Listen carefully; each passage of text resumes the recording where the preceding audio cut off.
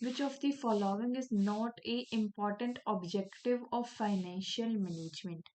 कौन सा important objective नहीं है फाइनेंशियल मैनेजमेंट का? देखो, अगर मैं फाइनेंस को मैनेज कर रही हूँ तो मैं फाइनेंस को क्यों मैनेज करूंगी? ताकि मैं प्रॉफिट कमा पाऊं। अगर मैं लगातार प्रॉफिट कमा रही हूं तो उसका लॉन्ग टर्म इम्पैक्ट आएगा कि मेरी वेल्थ मैक्सिमाइज हो जाएगी। वेल्थ मैक्सिमाइज होने से मैं अपनी वैल्यूज को एनहेंस कर पाऊंगी। लेकिन सोशल बेनिफिट को मैक्सिमाइज करना मेरे फाइनेंशियल मैनेजमेंट का मोटिव नहीं होता है। ये आएगा आपका कॉर्पोरेट सोशल रिस्पॉन्सिबिलिटी के अंदर, CSR के अंदर।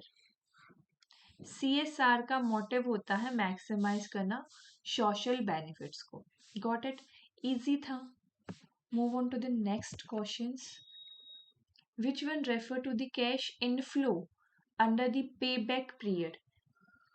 कौन सा कैश इनफ्लो आता है आपका पे बैक पीरियड के अंदर?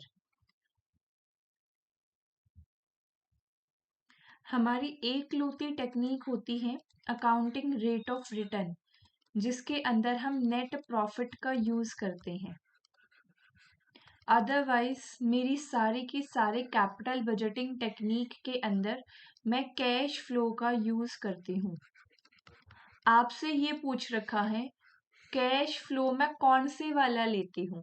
देखो, जब आप अपनी इनकम स्टेटमेंट बनाते हो, आपके पास आता है earning before tax, earning after tax, earning before interest and tax, earning after interest and tax. तो आपसे ये पूछ रखा है कौन सा कैश फ्लो यहाँ पे आप लेके चलते हो। Got it? कौन सा कैश फ्लो लेते हो? होता क्या है, होता आपका मेनली ये है, रुको एक सेकेंड, आपका सेल्स में से आप माइनस कर देते हो वेरिएबल कॉस्ट, आपके आ जाता है कंट्रीब्यूशन, कंट्रीब्यूशन में से माइनस कर देते हो फिक्स कॉस्ट, आपका आ जाता है earning before interest tax and depreciation. कह सकते हो ना? बिल्कुल कह सकते हैं। तो सबसे पहले इसमें EBITD में से आप माइनस करोगे सबसे पहले इंटरेस्ट की अमाउंट। इंटरेस्ट की अमाउंट माइनस करने के बाद आपका आ जाएगा EBT,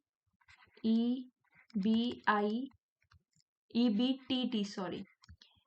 इसमें से आप माइनस करते हो टैक्स, आपका आ जाता है नहीं, टैक्स से पहले आपका डेप्रिसिएशन माइनस होता है।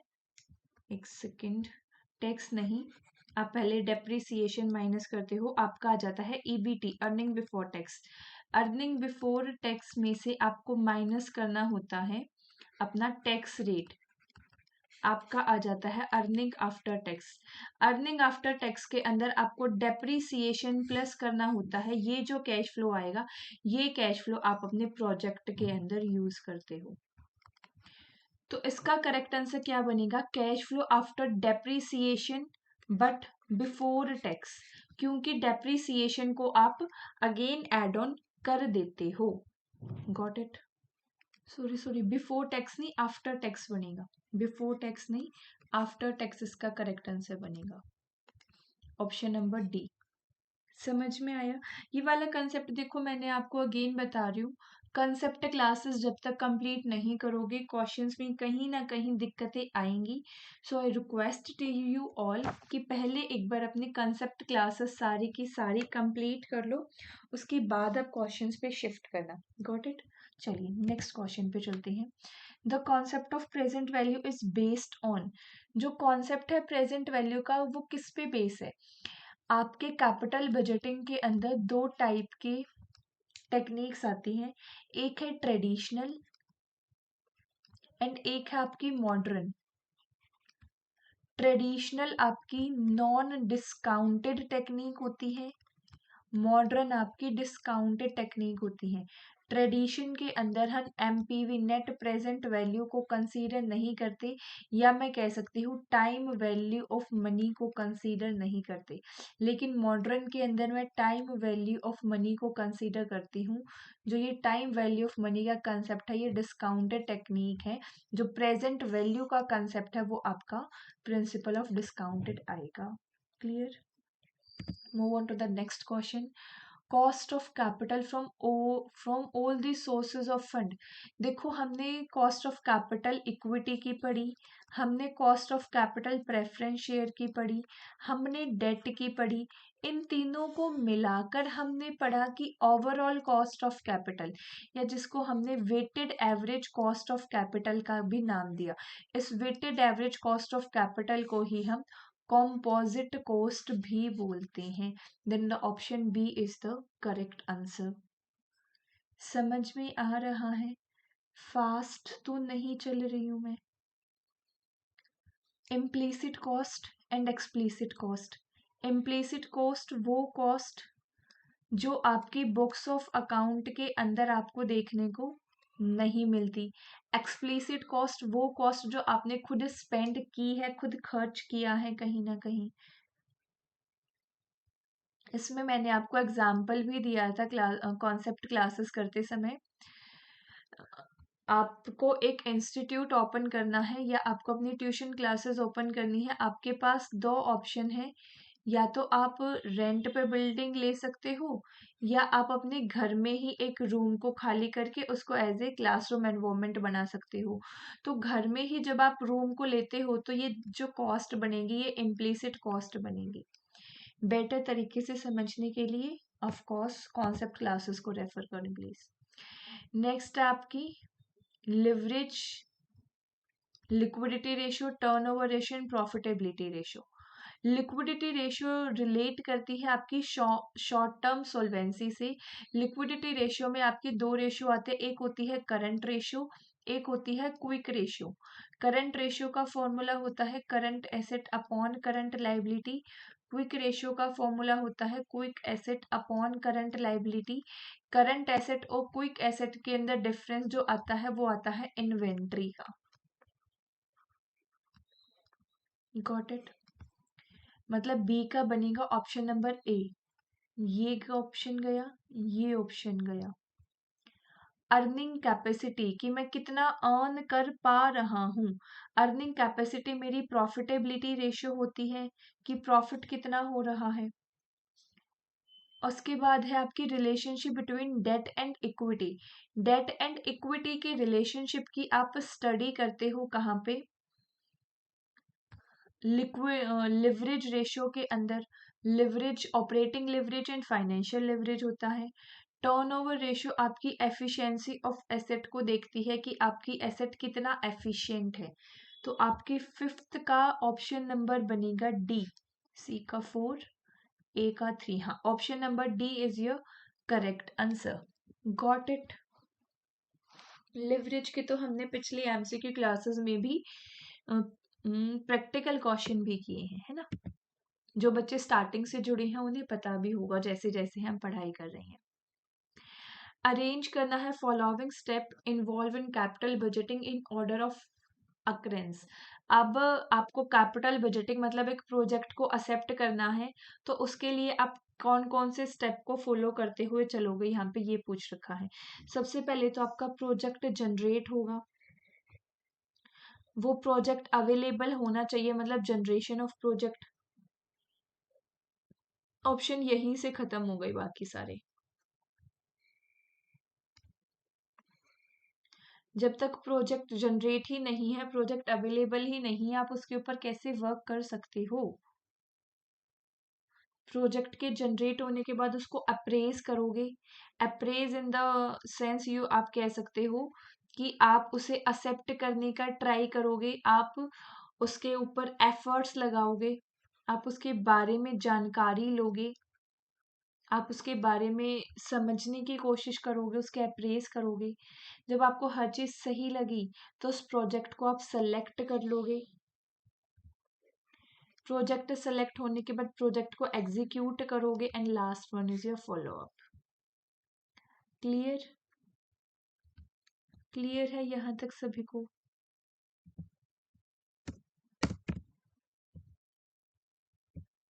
चलिए move on to the next question.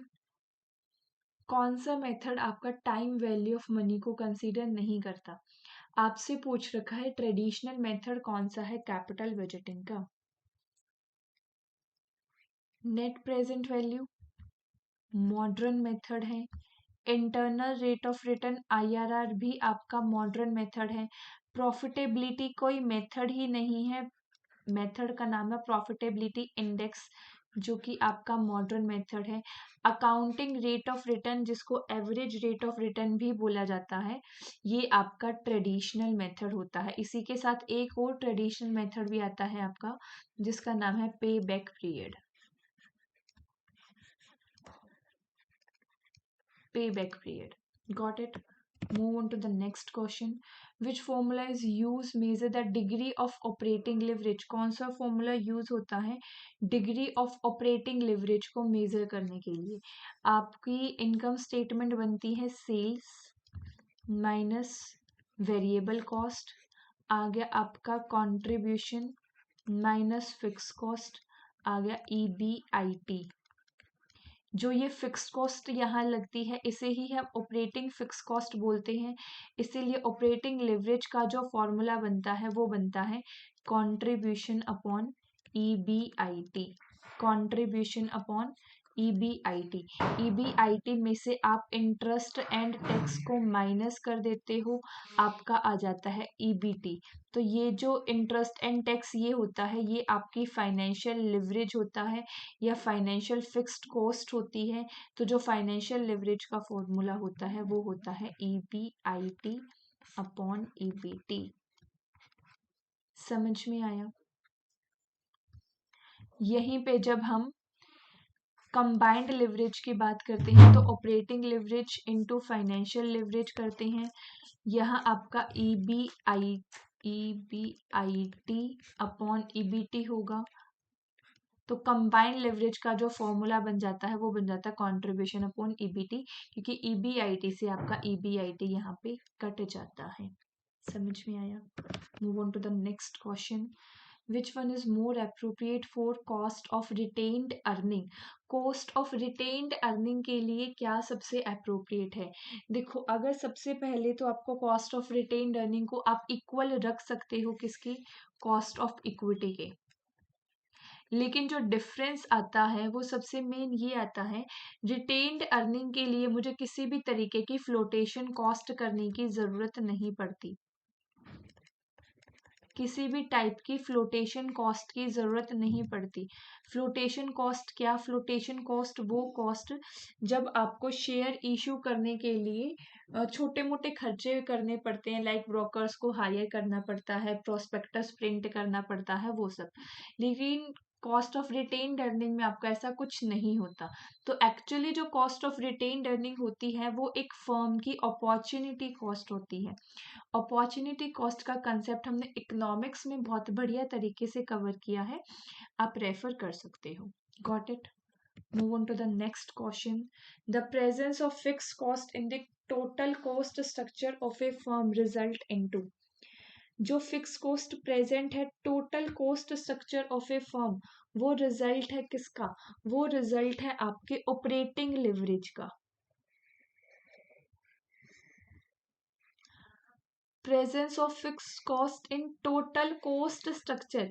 जो आपका कॉस्ट स्ट्रक्चर का मतलब है यहाँ आपका डे टू डे ऑपरेशंस के लिए जो आपकी कॉस्ट यूज हो रही है, इसीलिए इसका करेक्ट आंसर आपका ऑपरेटिंग लिवरेज आएगा। देखो, इसमें ना थोड़ा सा कॉन्ट्राडिक्टेड रिजल्ट भी आ सकता है। काफी सारे बच्चे इसका आंसर कंबाइंड लिवरेज भी देंगे, जिसको हम सुपर लिवरेज कहते हैं, बट आंसर की में भी इसका आंसर ऑपरेटिंग लिवरेज ही था। उसको आप थोड़ा सा देखो, इस सेंस में इसको ले सकते हो कि जो लॉन्ग टर्म के अंदर होती है वहां पे मेरी कोई फिक्स्ड कॉस्ट देखने को नहीं मिलती, बिकॉज लॉन्ग टर्म में मेरे सारे के सारे वेरिएबल फैक्टर्स होते हैं। समझ में आया? तो जो कॉस्ट स्ट्रक्चर की बात करी गई है वो आपकी शॉर्ट टर्म की बात करी गई है, और जब मैं शॉर्ट टर्म की बात करता हूँ तो मैं ऑपरेटिंग लेवरेज की बात करता हूँ। Got it? चलिए नेक्स्ट क्वेश्चन पे। The cost of capital decline when the degree of financial leverage increase. ये किसने बोला था, कौन सी अप्रोच के अंदर ये बोला गया है कि जो कॉस्ट ऑफ कैपिटल है वो डिक्लाइन होगी जब फाइनेंशियल लिवरेज इंक्रीज होगी। इसका आंसर मेरे को हर एक बच्चे का करेक्ट चाहिए। बहुत अच्छे से बताई हैं मैंने ये चीजें आपको। चलो 4 में से 2 ऑप्शन देती हूँ, नेट ऑपरेटिंग इनकम अप्रोच या नेट इनकम अप्रोच, इन दोनों में से एक आंसर आएगा आपका। केयू आपकी डिक्लाइन हो रही है, नेट इनकम अप्रोच के अंदर मैं केडी एंड केई को कांस्टेंट लेके चलती हूँ, जिससे मैं देखती हूँ कि मेरी ओवरऑल कॉस्ट केओ जो है वो डिक्लाइन हो रही है जैसे जैसे मैं डेट के पोर्शन को बढ़ाती जा रही हूँ। नेट ऑपरेटिंग इनकम के अंदर मैं केडी एंड केओ को कांस्टेंट लेती हूँ, जिससे मैं देखती हूँ कि मेरी केई जो है वो कांस्टेंट सॉरी केई जो है वो डिक्लाइन हो रही है।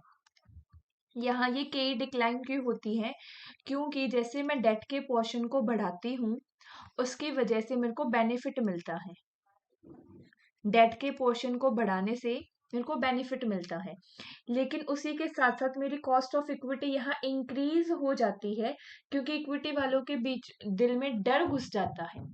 अब इक्विटी वाले यहाँ पे थोड़ा सा ये रिस्क ज्यादा हो जाता है, रिस्क ज्यादा होता है तो वो रिटर्न की डिमांड करते हैं, जिसकी वजह से आपकी केई जो है वो इंक्रीज हो जाती है।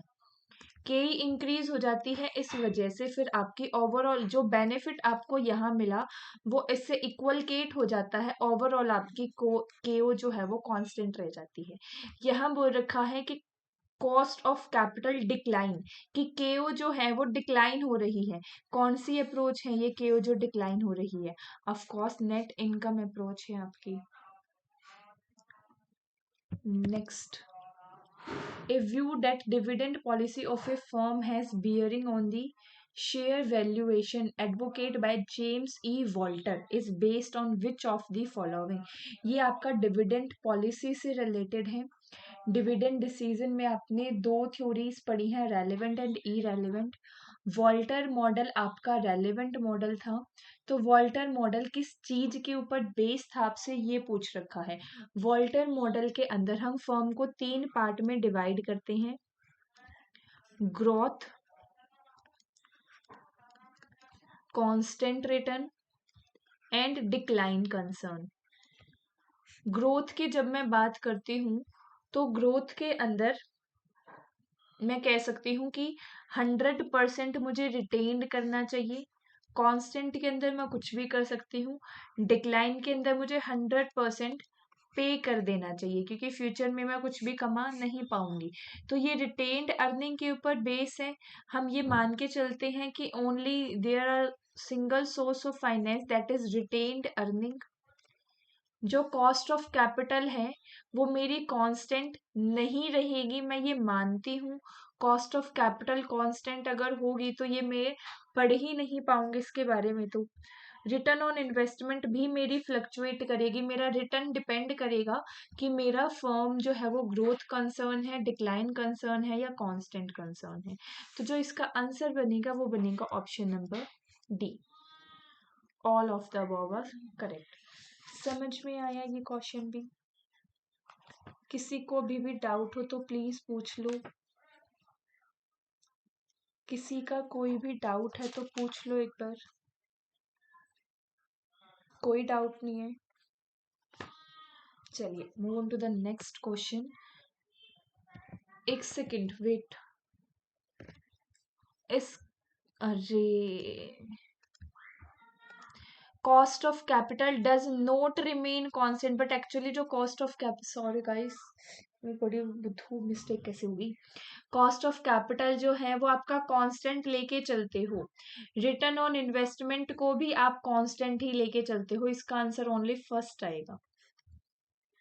डिविडेंड पॉलिसी वाली क्लास देख लेना, उसमें मैंने रीजन भी बताया है। आ जाओ नेक्स्ट क्वेश्चन पे। Matching approach, structural ratio, order quantity and bonus share. आपकी वर्किंग कैपिटल की 3 अप्रोच होती हैं। कंजर्वेटिज्म अप्रोच, मैचिंग जिसको आप हैजिंग भी बोलते हो, और थर्ड होती है आपकी एग्रेसिव अप्रोच।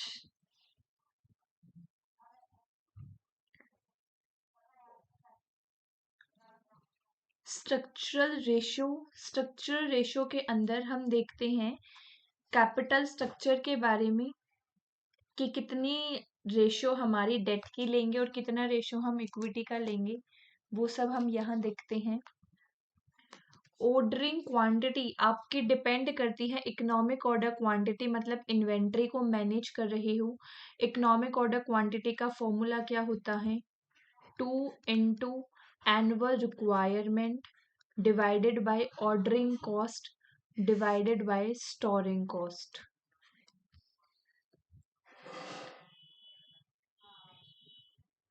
ए का बनेगा 3, डी का बनेगा 1। डिविडेंड पॉलिसी बोनस शेयर से कैसे रिलेट करता है कि हम कई बार क्या करते हैं, डिविडेंड ना देके हम फ्री शेयर इशू कर देते हैं, तो वो बोनस शेयर्स होते हैं। तो ऑप्शन ए का 3, बी का 4, डी का 2, ऑप्शन नंबर 3 यहाँ पे आपका करेक्ट आंसर बनेगा। Got it? Next, positive NPV in project appraised by a firm may not occur an account of। NPV आपकी पॉजिटिव है in project appraisal by a firm may not occur। NPV आपकी positive होने से आप ये नहीं कह सकते हो कि आपको जो बेनिफिट मिलेगा इनटेंजिबल, कुछ इनटेंजिबल बेनिफिट आपको मिलेगा या नहीं मिलेगा। देखो, एनपीवी पॉजिटिव होने का मतलब है कि इकोनॉमिक ऑफ स्केल हमारा है, मेरे को इकोनॉमिक्स के अंदर बेनिफिट मिल रहा है, मैं मार्केट को रीच कर पा रहा हूँ, मेरा प्रोडक्ट अलग है। प्रोडक्ट अलग है तभी तो मैं मार्केट में रीच कर पा रहा हूँ ना, तभी तो इकोनॉमिक ऑफ स्केल मिल रहा है। लेकिन कुछ इनटेंजिबल बेनिफिट मिलेगा ये कुछ जरूरी नहीं है। तो option number D is your correct answer. In case the project are divisible under capital rationing, an appropriate project appraisal method is। Capital rationing का मतलब क्या होता है कि आपके पास ना लिमिटेड कैपिटल है, आपके पास लिमिटेड कैपिटल है, आप हर प्रॉफिटेबल प्रोजेक्ट को नहीं ले सकते हो। आपके पास 4 प्रोजेक्ट हैं जो प्रॉफिटेबल हैं, लेकिन आपके पास जो फंड है वो सिर्फ इतना ही है कि आप 2 ही प्रोजेक्ट में इन्वेस्ट कर सकते हो। तो उसमें आप कौन सा मेथड को बेस्ट लोगे? तो उसके लिए आपका जो बेस्ट मेथड यूज होगा वो होगा आपका profitability index method. Profitability index method क्या होता है? Net present value inflow divided by net present value of cash outflow. इसका मतलब क्या है? इसका मतलब ये है कि मैं जो है वो हर एक इन आउटफ्लो के ऊपर मैक्सिमम इनफ्लो लेना चाहूंगा। हर एक आउटफ्लो के ऊपर मैं वहां जाऊंगा, उन 2 प्रोजेक्ट में जाऊंगा जो 2 मुझे मैक्सिमम इनफ्लो देंगे, मतलब मैक्सिमम बेनिफिट देंगे। बेनिफिट तो देखो चारों प्रोजेक्ट दे रहे हैं आपको, लेकिन मैक्सिमम बेनिफिट कौन से 2 देंगे उसके लिए मैं कैलकुलेट करूंगा profitability index method. Got it? Move on to the next question. Permanent working capital is generally finance through. Permanent working capital को जनरली फाइनेंस किया जाता है लॉन्ग टर्म के अंदर। ये कौन सा कॉन्सेप्ट है आपका? ये है मैचिंग कंसेप्ट आपके वर्किंग कैपिटल का। दूसरा आता है आपका एग्रेसिव। एग्रेसिव के अंदर क्या आता है? एग्रेसिव के अंदर आप परमानेंट वर्किंग कैपिटल को फाइनेंस करते हो शॉर्ट टर्म कैपिटल फंड के साथ। And the vice versa, long term temporary working capital को भी आप शॉर्ट टर्म से ही फाइनेंस करते हो। मतलब एग्रेसिव के अंदर ज्यादातर पैसा आप शॉर्ट टर्म से लेते हो। वहीं पे तीसरी अप्रोच आती है आपकी कंजर्वेटिज्म, कंजर्वेटिव कह सकते हो आप। कंजर्वेटिव के अंदर आप ज्यादातर पैसा लॉन्ग टर्म से लेते हो। इवन जो टेम्परेरी वर्किंग कैपिटल है उसका पैसा भी आप लॉन्ग टर्म से फाइनेंस करते हो। ये है आपका टेम्परेरी वर्किंग कैपिटल, सॉरी ये है आपका conservative working capital. Got it? Appropriate ratio for indicating liquidity crisis. कौन सी एप्रोप्रिएट रेशियो है जो इंडिकेट करती है लिक्विडिटी क्राइसिस को? लिक्विडिटी रेशियो मेरी दो होती हैं, करंट रेशियो और क्विक रेशियो। क्विक रेशियो को ही मैं एसिड टेस्ट रेशियो भी बोलती हूँ। अब इन दोनों में से जो मेरी ज्यादा लिक्विड रेशियो होती है वो होती है मेरी एसिड टेस्ट रेशियो, क्योंकि करंट रेशियो का फॉर्मूला होता है current asset upon current liability. Quick ratio जिसको मैं एसिड टेस्ट रेशियो भी बोलती हूँ, इसका फॉर्मूला होता है आपकी quick asset upon current liability. Current asset और क्विक एसेट में जो डिफरेंस आता है वो आता है इन्वेंट्री का।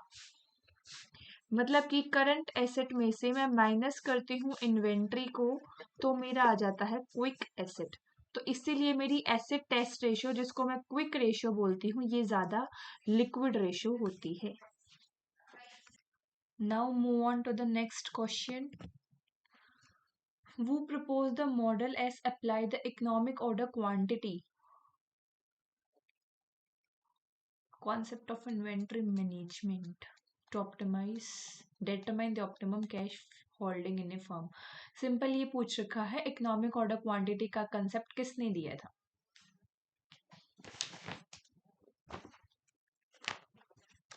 इकोनॉमिक ऑर्डर क्वांटिटी का कंसेप्ट किसने दिया था?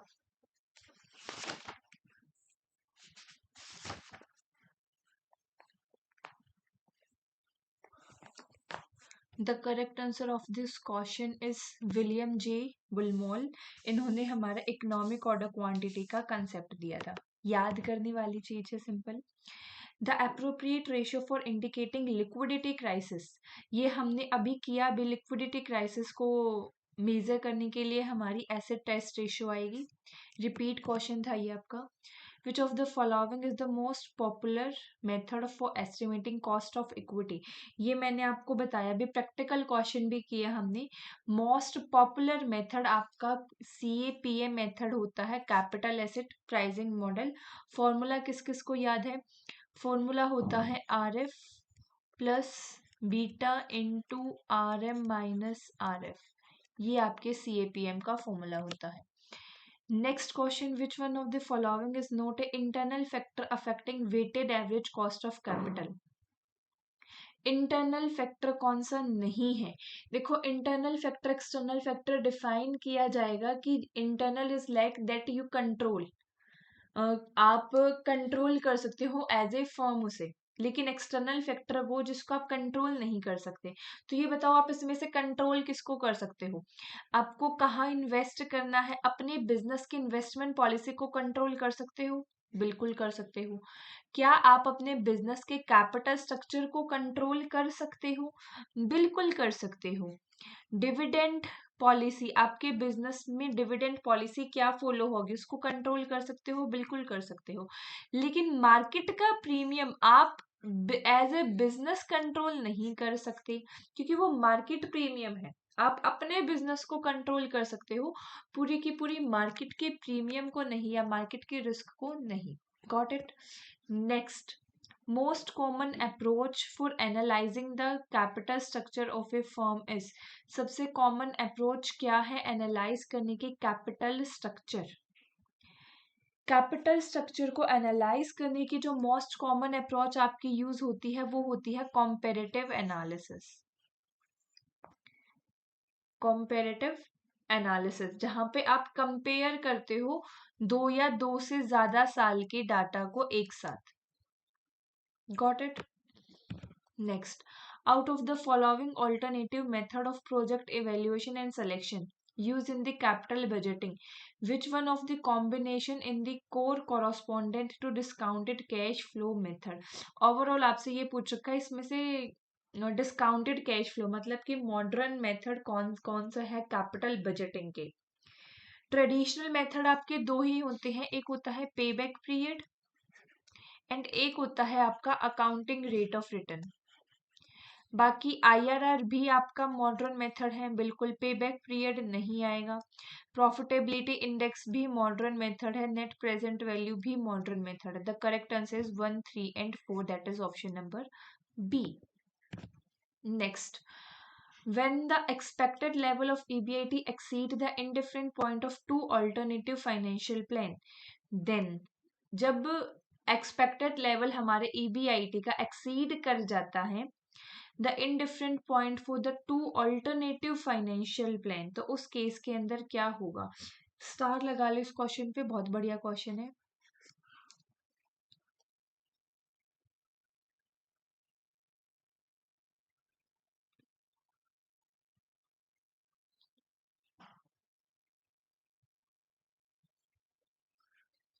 एक्सपेक्टेड लेवल क्या होता है? वो जो मैं एक्सपेक्ट करता हूं कि मेरे को इस प्रोजेक्ट से इतना रिटर्न मिल जाएगा। एक्सपेक्टेड लेवल आपने जितना सोचा था उससे एक्सीड कर दिया, मतलब आपने जो सोचा था उससे आपको ज्यादा मिल रहा है, तो इस केस में क्या होगा? सिंपल सी बात है, जितना सोचा था उससे ज्यादा मिल रहा है, इसका मतलब आपको एडवांटेज मिल रही है कि आप डेट का यूज कर रहे हो, उस बेसिस पे आपको एडवांटेज मिल रही है और आपका अर्निंग पर शेयर जो है वो इंक्रीज हो रहा है। Got it? समझ में आया? Move on to the next question. Which one of the following is not a assumptions of MME relevant theory of dividend policy? Dividend decision की हमारी दो मॉडल्स, दो थ्योरीज थी, रेलेवेंट एंड इरेलीवेंट। इरेलीवेंट में हमारे पास MM मॉडल था। MM model की कौन सी इसमें से assumptions नहीं है वो बताना है आपको।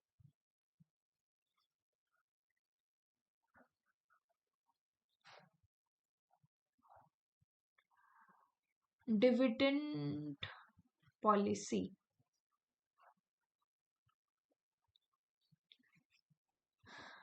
नो पर्सनल और कॉर्पोरेट इनकम टैक्स बिल्कुल।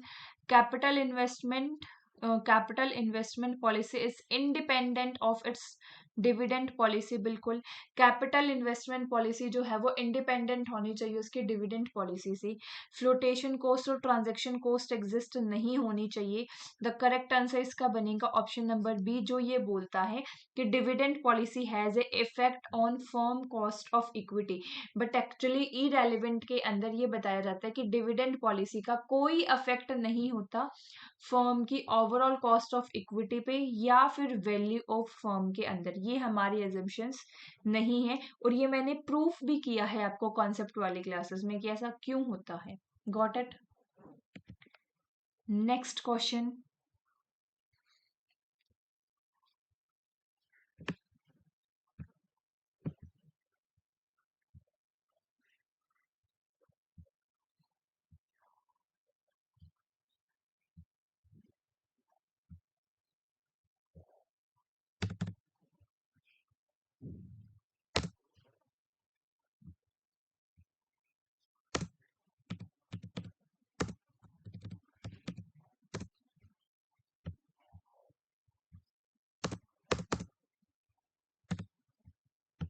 करो अब। Financial break even point at which NPV is 0, net present value आपको 0 कहाँ देखने को मिलता है? Cost volume profit analysis.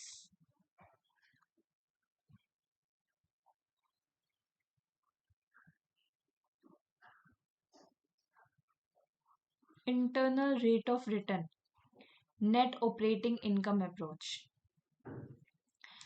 आपका 3 तो मैच हो जाएगा ऑप्शन नंबर 1 से। इंटरनल रेट ऑफ रिटर्न आपका रेट ऑफ डिस्काउंटेड है तो 3, 1 से मैच होगा और यहीं से आपका करेक्ट आंसर आ जाएगा, that is option number C. बाकी भी देखते हैं। The cost of capital remain same for the different degree of financial leverage, ये बताती है आपको नेट ऑपरेटिंग इनकम अप्रोच।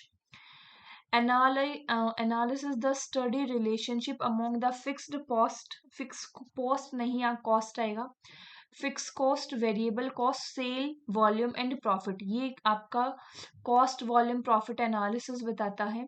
और जब मिनिमम लेवल ईबीआईटी का, that is need to satisfy the all the financial charges, ये आपका ब्रेक इवन पॉइंट बताता है कि आप सिर्फ और सिर्फ वेरिएबल कॉस्ट को कंप्लीट कर पा रहे हो, फिक्स कॉस्ट को पूरा नहीं कर पा रहे हो, वो होता है आपका ब्रेक इवन पॉइंट।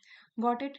थोड़ा सा ये फॉर्मेट अच्छा नहीं है लिखा हुआ, but it's okay, hope so आपको समझ में आया होगा। Got it? Next, the focus on working capital management revolves around managing the operating cycle of working capital. It is because the concept is useful to ascertain the requirement of cash to meet the operating expenses of going concern.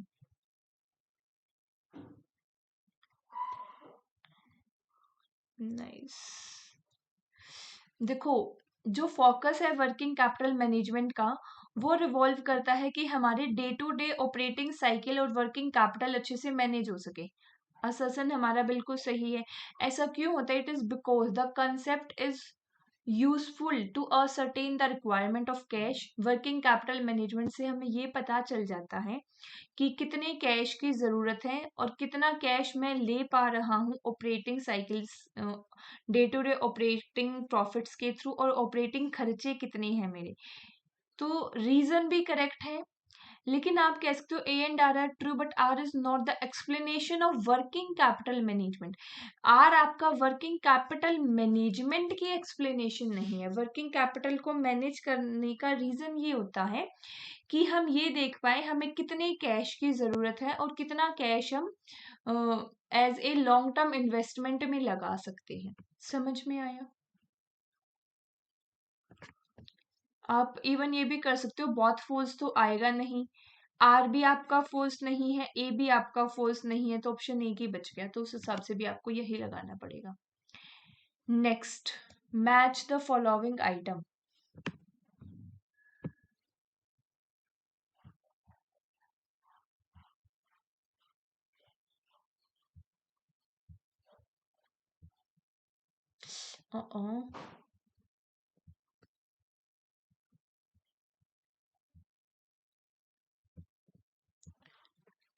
ऐसे ही कर लो भाई। A theory of capital structure in which weighted average cost of capital and the total volume of firm remain constant and the financial leverage is change। कौन सी capital structure की theory है जिसमें weighted average cost of capital, मतलब मैं केओ को constant किस में लेके चलता हूँ?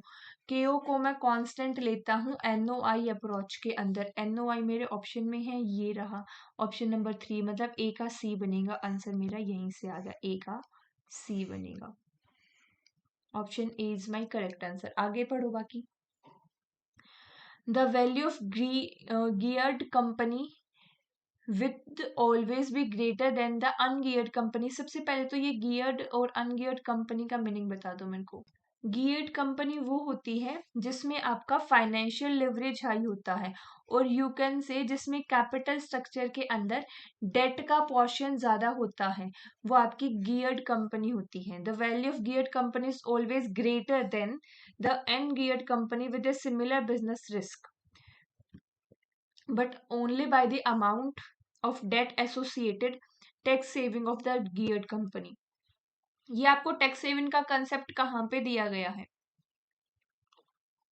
इसको होल्ड पे भी हम रख सकते हैं, लेकिन tax saving, non tax saving, ये बनेगा आपका ऑप्शन नंबर 4 से, क्योंकि एमएम के अंदर आपको बताया गया है गियर्ड एंड अनगियर्ड कंपनी के बारे में, कैसे उससे बेनिफिट मिलता है ना। कैपिटल स्ट्रक्चर जो मैक्सिमाइज करता है firm cost of capital, thereby maximize the value of firm. Traditional approach, जो ट्रेडिशनल अप्रोच के अंदर क्या है? ट्रेडिशनल अप्रोच ये बोलता है कि मेरी केओ इंक्री केडी मेरी कांस्टेंट है, के मेरी कांस्टेंट है, लेकिन एक टाइम तक मेरी केओ भी कांस्टेंट रहेगी, लेकिन उसके बाद मेरी केओ जो है वो ओवरऑल इंक्रीज होने लग जाएगी। ये बोलता है आपका ट्रेडिशनल में अप्रोच। केओ भी इंक्रीज होगी, फिर केई भी इंक्रीज होगी और के डी भी इंक्रीज होगी। ये आपको ट्रेडिशनल अप्रोच के अंदर पढ़ना होता है। Share prices independent, share prices से हमारा ऑप्शन ही एक है, क्योंकि CAPM अदरवाइज सारे के सारे आपके कैपिटल स्ट्रक्चर के ऑप्शन दे रखे हैं। तीनों आपके कैपिटल स्ट्रक्चर की हैं, और CAPM जो है वो कॉस्ट ऑफ इक्विटी के लिए, मतलब शेयर्स के लिए यूज होगा। इजी है ये भी। Which one of following expression represent A correct matching? इसमें से क्या करेक्ट मैचिंग है?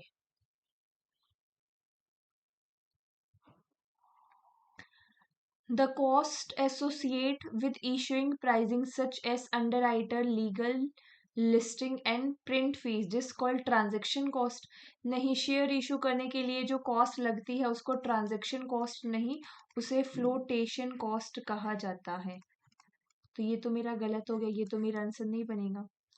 When the share receive when a shareholder receive less number of new share in exchange for a given number of old share, मतलब share holder को receive हो रही है कम number of share in exchange of the older number of share.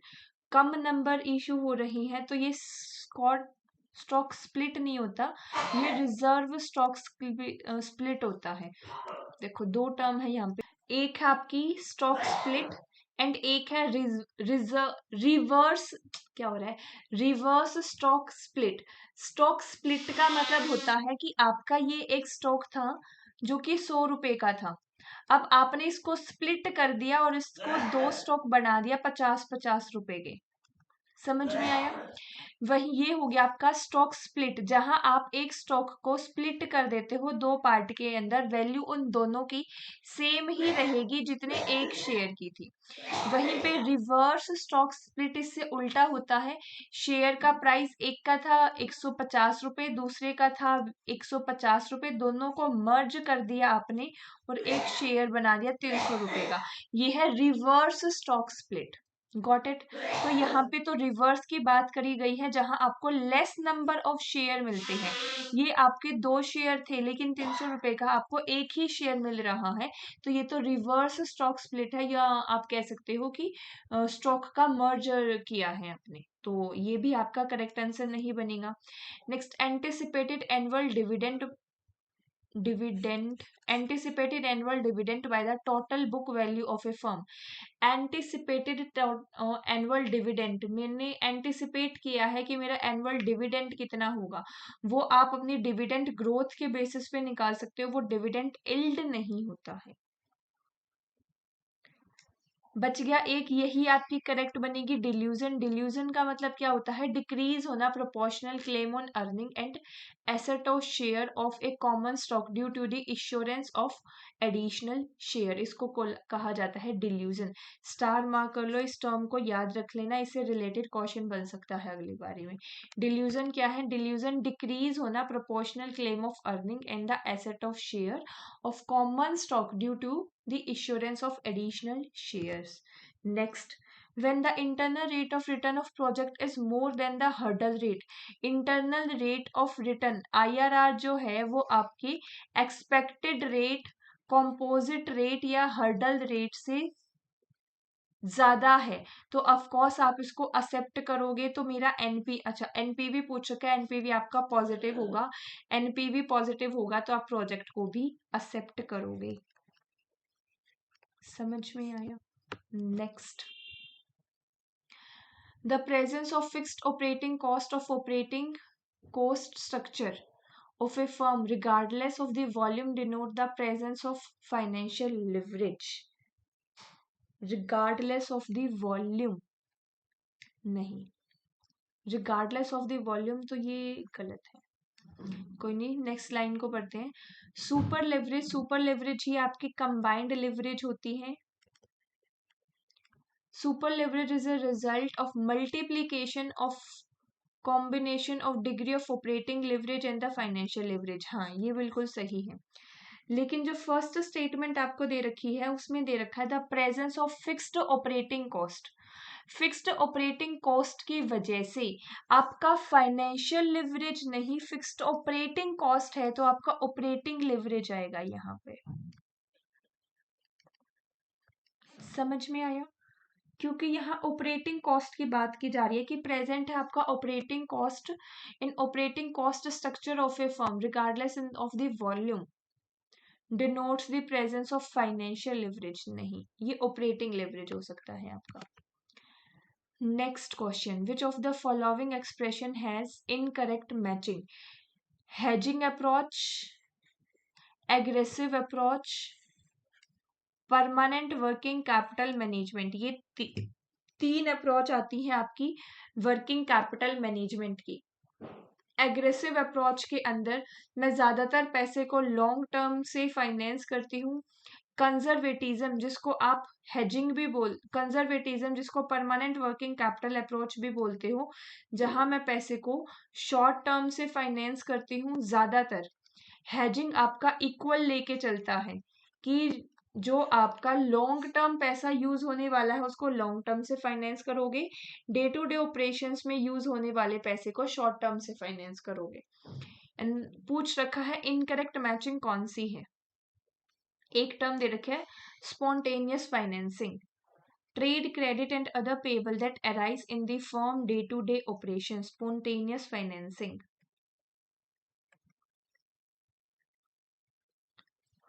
A method of financing where each asset would be offset with the financial instrument of the same approximate maturity। same approximate maturity का मतलब वही है कि short term में पैसा use होगा तो short term से फाइनेंस करोगे, लॉन्ग टर्म में यूज होगा तो लॉन्ग टर्म से फाइनेंस करोगे। ये तो आपका बिल्कुल सही है।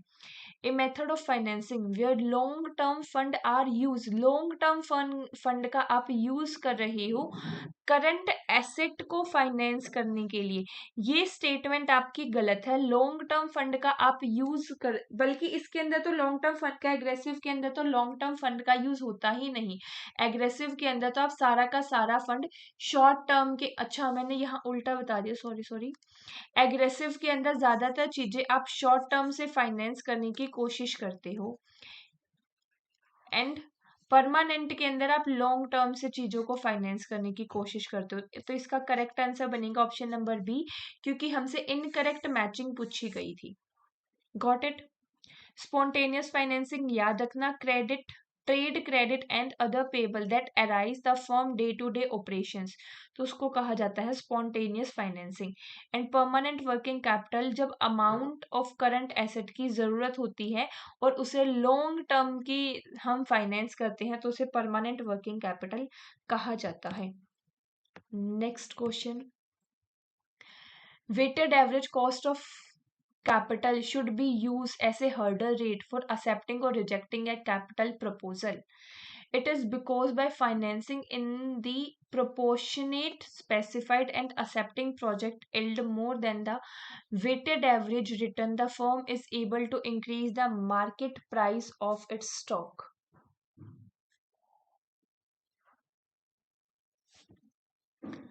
Weighted average cost of capital आपका एक हर्डल रेट होता है जिसके बेस पे आप एक्सेप्ट या रिजेक्ट करते हो प्रपोजल्स को। बिल्कुल सही।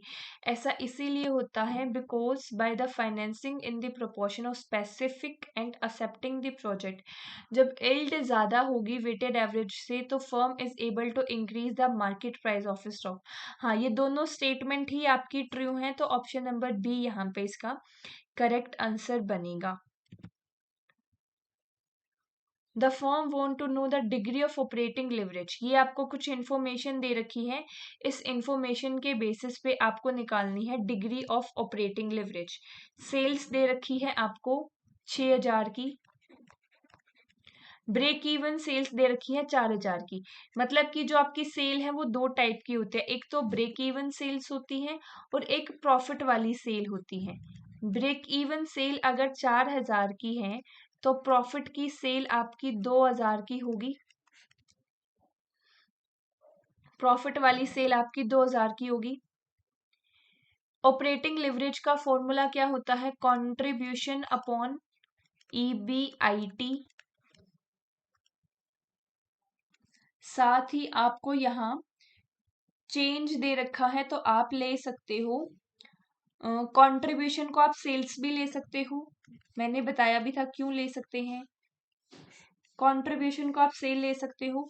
ईबीआईटी क्या आएगा आपका प्रॉफिट, प्रॉफिट कब होगा, प्रॉफिट होगा आपकी प्रॉफिट वाली सेल्स पे।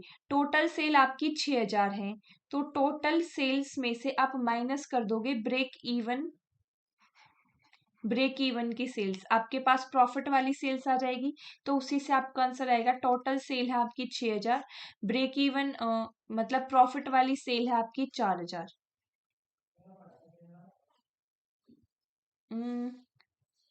ब्रेक इवन सेल है, सॉरी ये प्रॉफिट वाली सेल हो जाएगी आपकी 2000, 30 से 30 गई, 2 3 जा 6, option number 3 is the correct answer. समझ में आ गया, बहुत इजी है ना चीजें, बिल्कुल भी मुश्किल नहीं है। Next, when two or more investment proposal are mutually exclusive, ranking the proposal on the basis of IRR, NPV and PI method may give contradicted result। yes बिल्कुल, NPV, IRR and PI आपको contradicted result देते हैं तीन situation के अंदर। वो तीन situation कौन सी है उसके ऊपर हमने आज क्वेश्चन भी किया था, अभी बताओगे मुझे वो तीन सिचुएशन कौन सी है, उसके ऊपर हमने आज ही क्वेश्चन किया है। Contradicting result in the ranking are due to different dimensions related to the scale of investment, project flow pattern and project life। तीनों सिचुएशन आपको यही बता दे बिल्कुल, तो यही इसका करेक्ट आंसर बनेगा कि दोनों स्टेटमेंट मेरी ट्रू हैं, but R is not a sufficient condition. सिर्फ यही कंडीशंस नहीं होती, इसके अलावा कुछ और कंडीशन भी होती हैं आपकी। सो दोनों स्टेटमेंट ट्रू हैं बट आर सफिशिएंट कंडीशन नहीं है आपकी। समझ में आया? 5 कमेंट का मैंने आपके लिए टारगेट रखा है। ये ऐसा क्यों होता है कि IRR, NPV एंड PI आपको कॉन्ट्राडिक्ट रिजल्ट देते हैं, उसका मैं आपको रीजन बताऊंगी अगर मेरे पास ओनली 5 कमेंट इस वीडियो पे आ गए तो। Got it? सिर्फ 5 कमेंट। चलिए आज की अपनी क्लास इतनी ही रखते हैं। नेक्स्ट बाकी एक क्लास और लेंगे हम अभी फाइनेंशियल बिजनेस फाइनेंस के क्वेश्चंस को लेकर ही। आज की क्लास में आप लास्ट तक बने रहे, a very big thank you to all of you. उम्मीद करती हूँ आपको चीज़ें ज़रूर से ज़रूर समझ में आई होंगी। Thank you so much.